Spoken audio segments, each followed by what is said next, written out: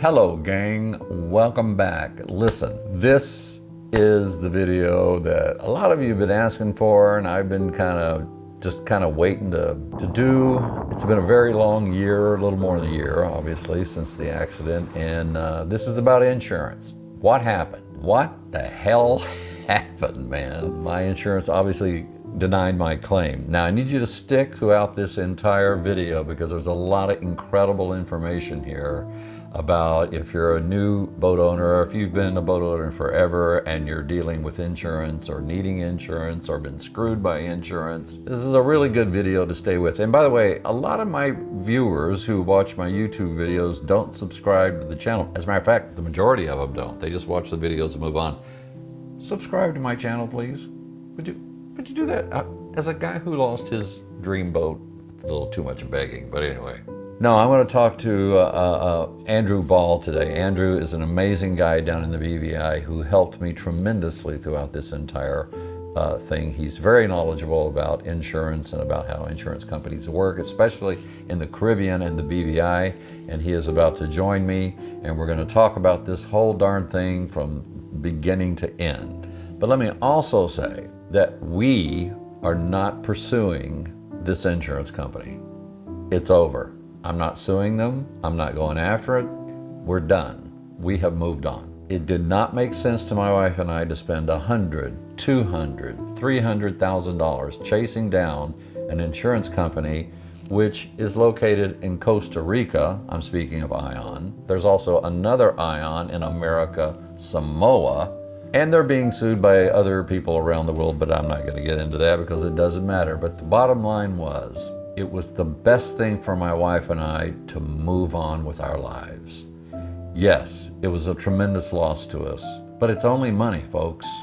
We've been through hell over the last year, physically, mentally, and every other way possible.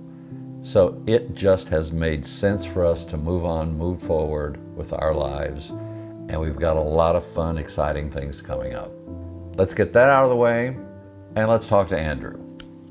Okay, folks, without any further ado, I introduce you to Andrew. Mainstay, yeah, that's the name of your company, right? Tell me your company. Mainstay Consulting Group Limited by the long name, but we'll just go with Mainstay. And what do you guys do? So we do a little bit of everything. I do some large yacht management, we do some Guardian stuff here, and some project management. A lot of what I do is risk management work. You know, I spent 8 years working for insurance companies, going around investigating their losses and figuring out, you know, how to get through that. I spend a lot of time solving people's problems, Alan. I can attest to everyone, he's very good at this sort of thing. But the main reason that I got in touch with you is, as I explained, the insurance company refused to send someone out to look at the boat to assess the damage. No adjuster, no surveyor. I hired someone there locally.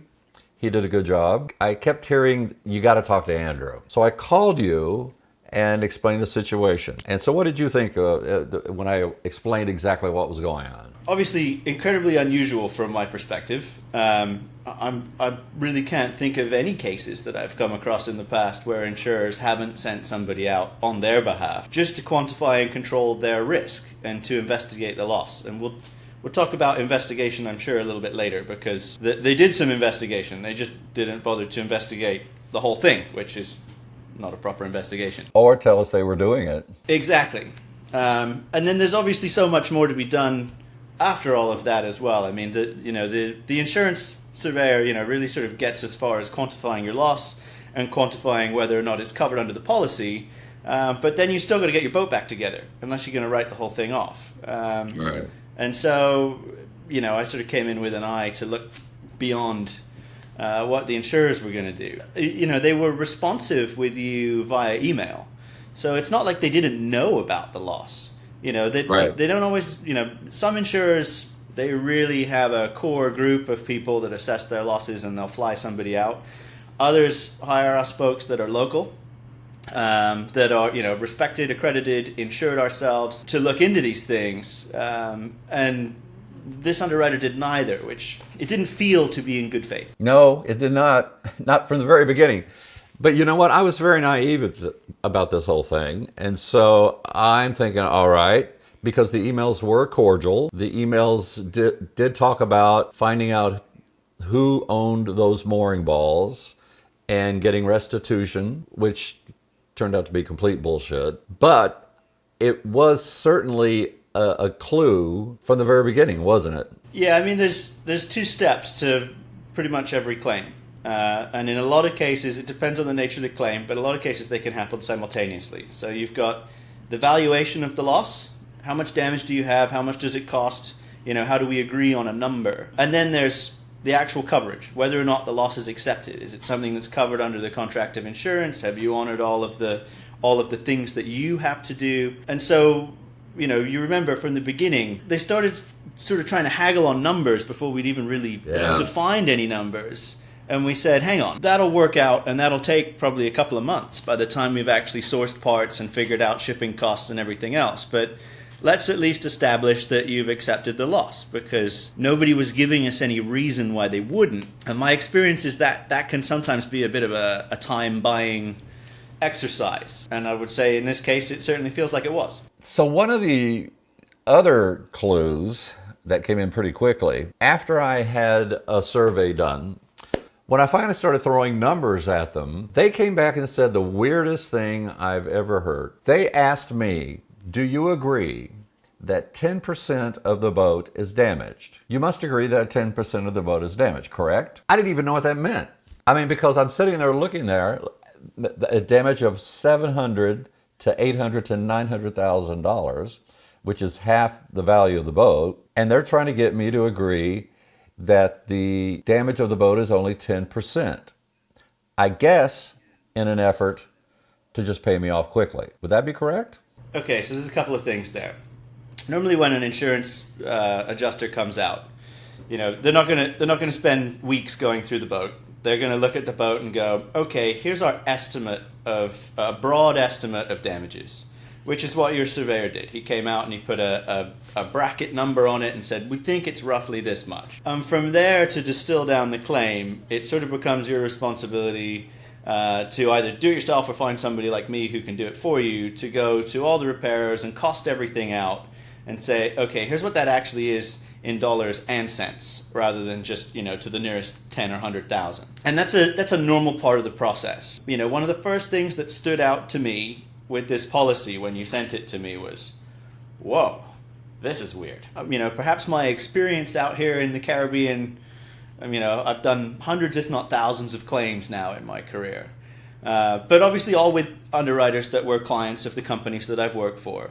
Perhaps I've got my blinders on, but I've never seen wording like this.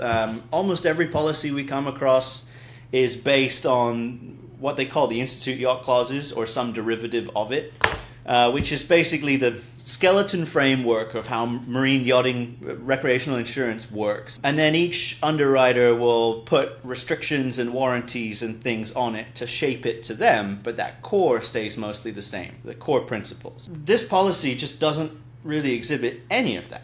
Totally fresh. And, we had that discussion with your counsel too, and they said, yeah, this is weird. Not to say, depending on application, that that's a bad thing. It's a red flag. It's something to be aware of, but we all know, and it's hard to find insurance in this market, especially at a reasonable premium.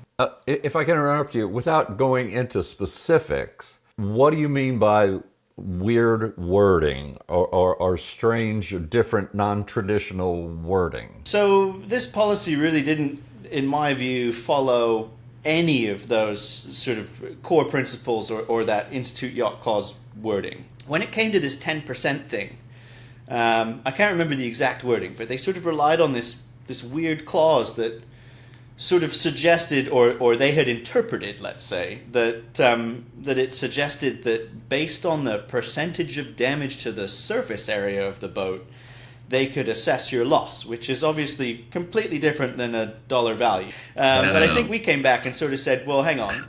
No, as a dollar value, we're way higher than that. And, who cares how scratched up the bottom is? The inside's been full of water and, the engine room's full of sand. How could you possibly quantify this way? Well, it basically frustrated the hell out of us, especially me, obviously. And it just wasted a lot of time, which I know insurance companies love to do that. When we got to the end of this claim, when we got to the denial, I didn't see any reliance on that wording in the denial letter. If it's something that they, felt was a key tenet of their policy and a way that they would adjust the loss, because they certainly talked about adjustments as well as reasons for denial in that letter, then why not include it? It felt like this was some sort of BS time buying exercise more than anything. It was a way to have us sending emails back and forth while they figured out what to do. To me, obviously at this point, it felt like they were going to deny my claim from the very beginning. And there are a couple of factors involved, and I am here to admit mistakes I made. Yes, the wind was very high that day. There was a red flag down at the baths. The ball that I had been on had been very trustworthy before. And so obviously that ball was not strong enough to hold the boat, the size and the weight of my boat on that day. But is that a reason to deny my claim? Is the question I have. Yeah, there's a fine line here. Okay, so in almost every claim that I have come across, when the adjuster goes through the policy wording, there is always a way to deny a claim, or almost always. I mean, I can't think of many claims where if we really wanted to nitpick at the wording and get really picky, we could find a way out. The majority of the insurers that I've worked with understand that, selling premiums is their business. That's how they make money. It's not by shaving on claims. The mooring ball thing is one thing. And my personal view on that is everybody makes mistakes, and that's why you have insurance. If we pick through the policy wording, yeah, we can probably find a way that, they can deny the claim. But there would have been something else.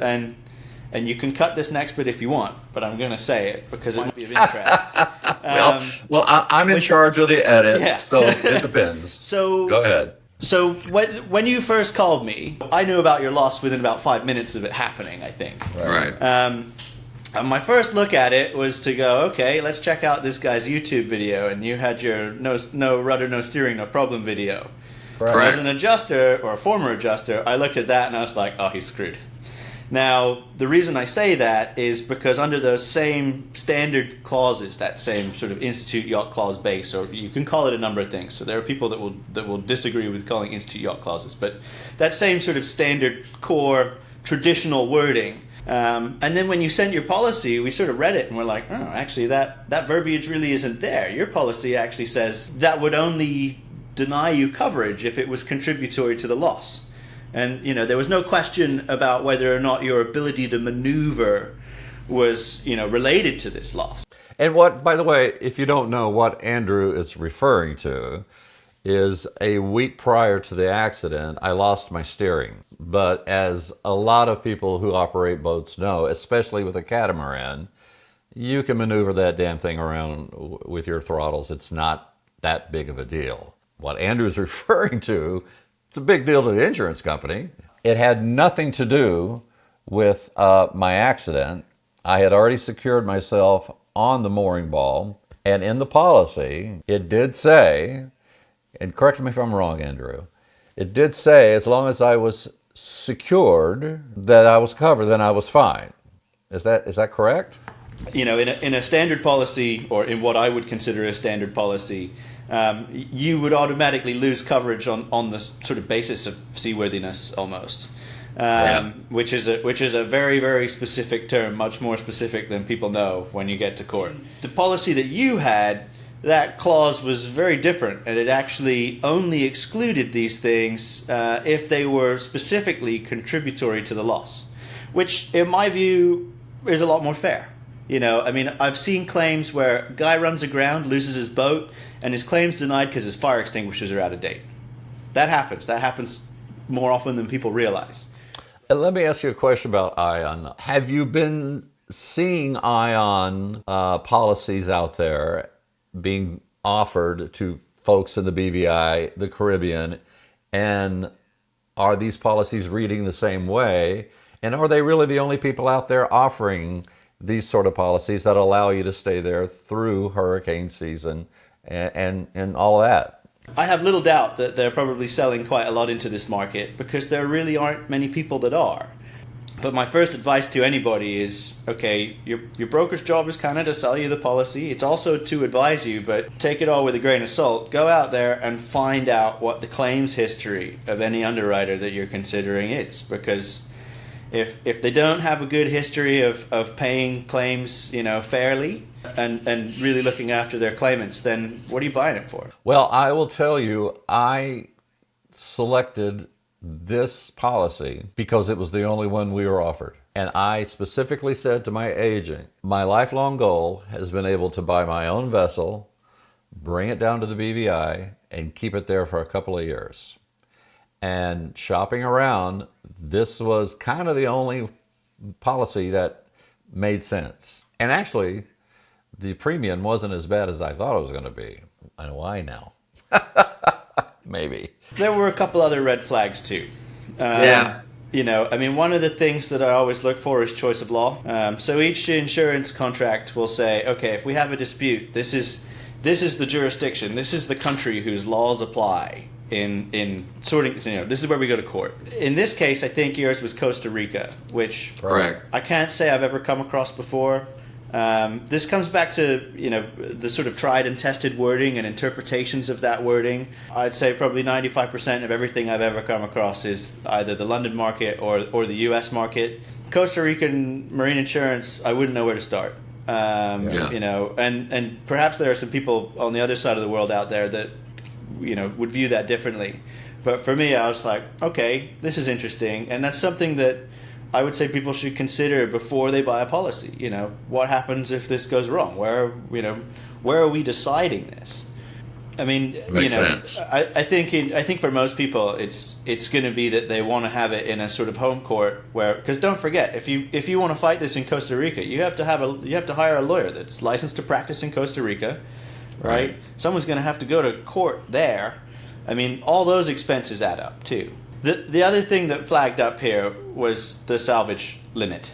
The salvage limit, I think, in your policy was something like $50,000. That is correct. Which, in my experience, for a boat this size, in most cases, wouldn't even cover what we call removal of wreck.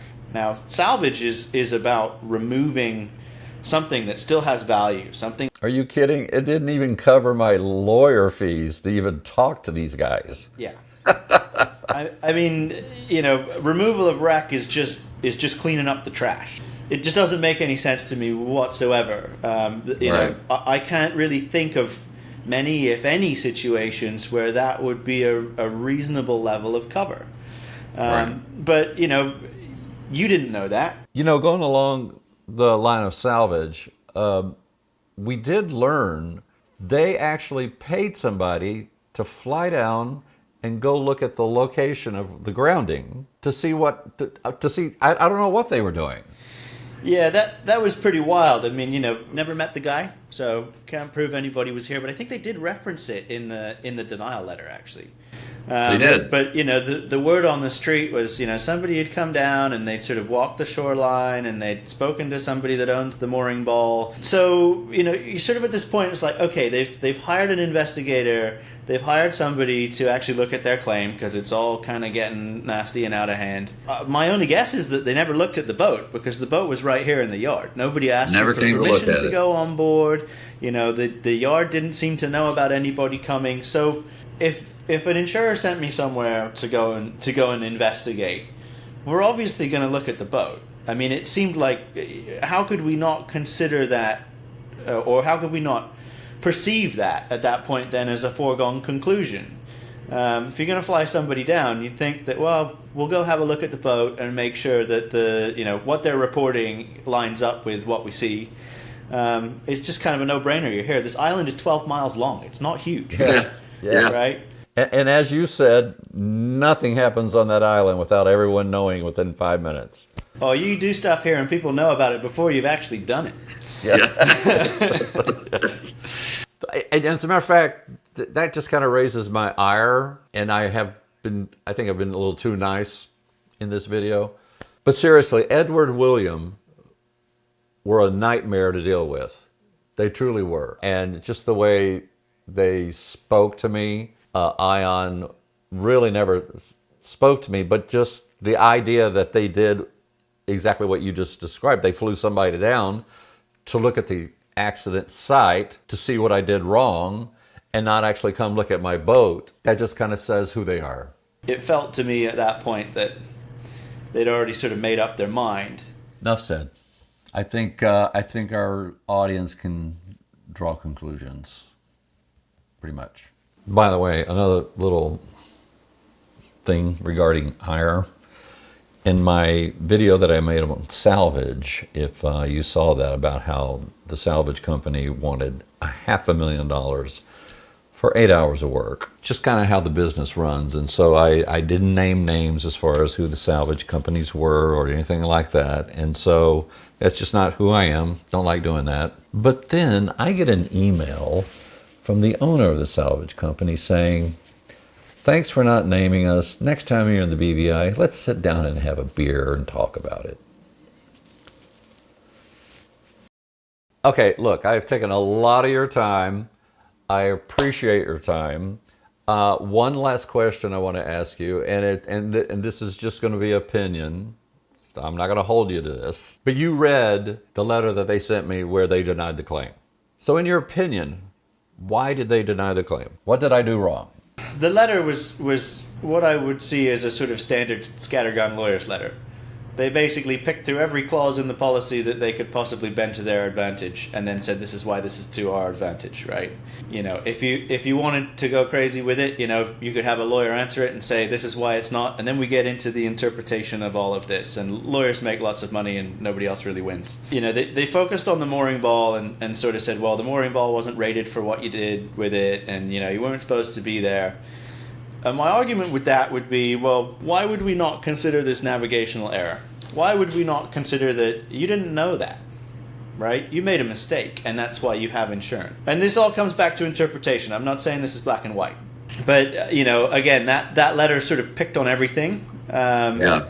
And that's what they do. They sort of, it's a way of saying, well, this is why we're saying no, but in case you want to argue with us, there's all these other things that you'll have to get through anyways. Right. And that's sort of a standard in any dispute. That's what you're going to do, right?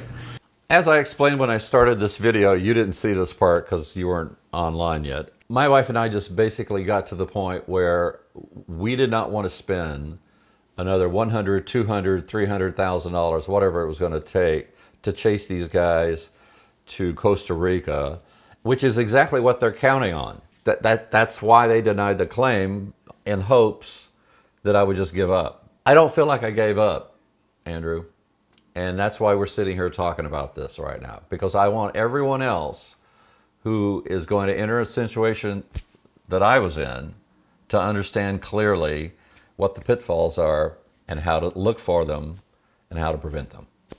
So I appreciate you very much, Andrew. I mean, the best piece of advice I can, you know, try and impart on everybody is, before you buy a policy, read it. If you're not comfortable reading it, talk to somebody that knows how to read it. And that may or may not be your insurance broker. I mean, you know, we kind of have to trust that your insurance broker is working for you and that they're supposed to be looking out for your best interest. But there are people out, you know, they're a sales business. Most of them are commission-based, right? I mean, you know, some of them are not working for you. Well, I tell you, my agent, I'm not going to kick a man when he's down. I like him a lot. It was a mistake. But I'm just not the kind of guy who's going to call him out. But I agree with you. Your agent really needs to get through this and make sure you read it as well. So all those are great points. And I'll double back on that too and say, you know, I sat on, as you know, many calls with your agent and counsel, and stand-up guy. He's done absolutely everything he can to help you out. He's represented you well. Okay, Andrew. We got to wrap this up, man. I know you got something to do. You got a painkiller to drink or something. But it was wonderful seeing you. Great talking to you again. And I appreciate your insight and your time and your friendship more than anything else. Okay? Anytime. And I look forward to seeing you when you're here. I'm coming down in June. I will see you then. We will. Right. I might have to come out on the flotilla. Please. Please. I'd love join to. the flotilla. All right. That's it. I'm going to close the computer now because Andrew was there. This is a different camera, so I'm going to talk to you again. So look, I appreciate you sticking with me throughout this video. The next video, I'm going to talk about loss. And I have had so many physical issues over this year. I have gone under the knife twice this year, surgeries, just a lot going on. And a lot of it, if not all of it, stems from that accident and the emotional and physical toll that it has taken on me. I've generally been a very, very in shape 65-year-old guy, and I've had a tough time with it this year. But we're coming back, man. It's a new year, it's a new day. We've put all this crap behind us and we're moving on, and we're gonna live happy, wonderful lives from now on. So stick around, man. More great videos to come. Thank you for watching.